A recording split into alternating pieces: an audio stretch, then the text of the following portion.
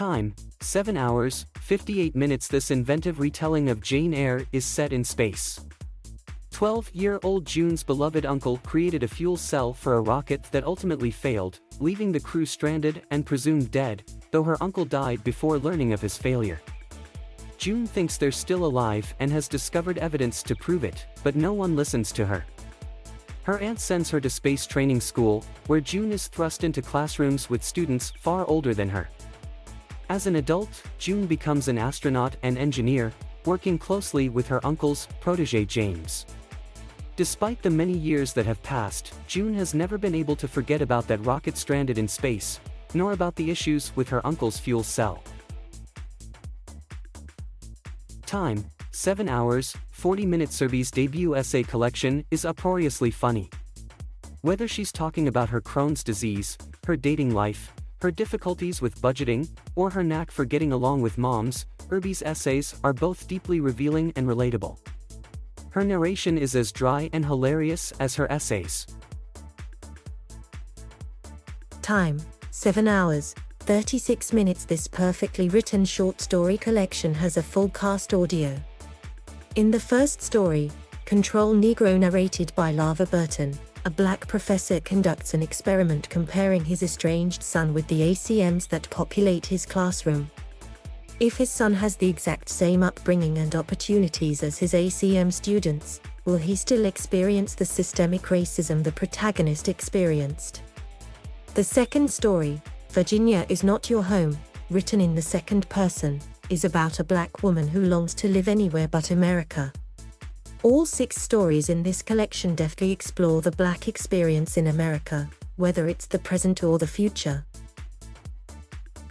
Time, 7 hours, 35 minutes. This charming and funny memoir in essays describes comedian and playwright Eric Thomas's life as a black gay Christian.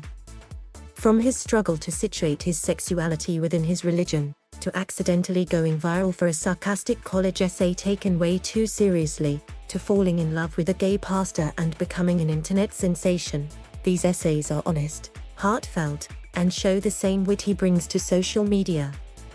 The audiobook is delightful, with lots of laugh-out-loud moments.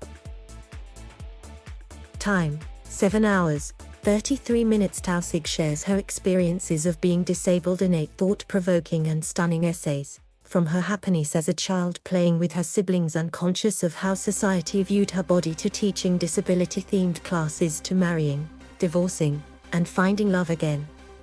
While all the essays in this collection are fantastic, I especially enjoyed her essay describing the problems with kindness and the frequently threatening and condescending ways non-disabled folk try to help her. Her essays on teaching and feminism are also equally provocative and will help non-disabled people confront ableism. Time, 7 hours, 30 minutes. Disability rights activist and lawyer Haben Jerma describes her childhood and how she became Harvard Law School's first deafblind graduate in this powerful and often funny memoir written in short episodes. Her parents were refugees of the Eritrean and Ethiopian War, and Jerma credits them with teaching her resilience that she applied to navigating the world as a deafblind child and later as a college law student. Haben sees her disability as a source of strength and a way to make the world a better place rather than as a weakness. Jerma's narration for the audiobook is expressive and gripping. Time, 7 hours, 23 minutes. This creepy and cleverly written thriller plays with perception. Cassandra met the fairy Pepperman when she was a child. He haunted her steps, hurt her when no one was watching, yet no one else believes he exists. Despite his abuse, Cassandra comes to love him, and they have a child together. Either this story is real or, according to her therapist, she's a victim of traumatic child abuse and has created the fairy community as a coping mechanism. There are no easy answers and, as the story unfolds, the plot grows increasingly more disturbing as murders are added to child abuse. It's an unsettling and captivating audiobook, the kind where it's impossible to stop listening. Time, 7 hours, 20 minutes. In this compelling and moving memoir, Broom uses a bus ride watching a black father and son interact as a jumping-off point for reflecting on his coming of age in a small Ohio town as a black gay man living in poverty. Much like the father on the bus, Broom's father had tried to instill into him a sense of black masculinity, something he failed at again and again to the ridicule of everyone around him.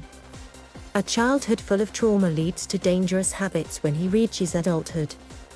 It's often difficult to listen to the brutal and raw moments in Broom's life, but this poignant and literary memoir is an essential look into the harm of perpetuating masculine stereotypes. Time: 7 hours, 19 minutes. This 2019 MacArthur Genius Grant winner made his fiction debut with this raw and poetic letter from a son to his illiterate mother. Little Dog, as his family calls him, is the child of Vietnamese refugees. In Little Dog's letter, he reflects on the shared history he's inherited of living in war-torn Vietnam, memories from both his mother and his grandmother.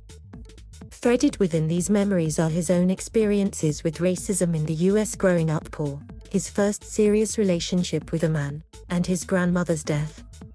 Von reads the audiobook, and it's a searing performance. If you've yet to read this contemporary classic, now is the time to do it. Time: 7 hours, 1 minute. This science-based self-help book for women provides actionable insights into reducing stress and finding self-compassion. The authors use a combination of cognitive science, anecdotes, and activism to discuss a range of topics that lead to burnout, from body positivity to the power of rest to what to do about the societal pressures to be everything for everyone. Even for readers who aren't experiencing burnout, this book can provide some compelling ways to reduce stress. Time: 6 hours, 57 minutes. Cooper's combination of memoir, research, and sociology makes this a compelling non-fiction about black feminism and what it means to be a black feminist. Cooper focuses on black women's anger and how society often demeans that anger, but how essential that anger is. Her concentration on anger begins with a porch conversation with her grandmother, who rages about love, sex, and marriage.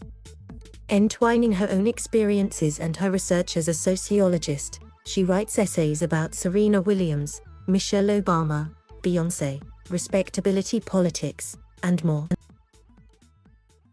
Time: 6 hours, 52 minutes.